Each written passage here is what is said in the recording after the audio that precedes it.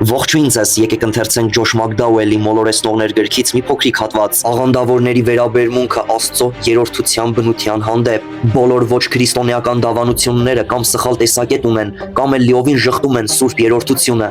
Երրորդության մեկ Աստված, երեք անձով վարդապետությունը սովորաբար հարձակումների է ենթարկվում, որպես հեթանոսական կամ սատանայական ծագում ունեցող մի բան։ Քրիստոնեական գիտությունը, Եհովայի վկաները եւ ուղին մերժում են երրորդությունը, ասելով, թե այն հեթանոսական հասկացություն ունի։ Մորմոնները երրորդություն բառը գործածում են մյուս աստվածներից երեքին անվանելու համար։ Մորմոնականները այդ բառն ասելով հասկանում են հորը, մորը եւ որդուն։ Ուրեմն աղանդները բնորոշում են երրորդության մերժմամբ, երեք անձերի խառնաշփոթությամբ եւ Աստծո բնության թյուրըմբռնմամբ, ինչպես որ դոկտոր Ուոլտեր Մարտինն է աղանդների մասին իր դասախոսություններում բազմիցս ասել. դուք կարող եք ճիշտ չլինել վարդապետության շատ հարցերում, բայց եթե ճիշտ չեք Աստծո բնության հարցում, ապա դա բավական է, որ ընդմիշտ կորցնեք հոգիներդ։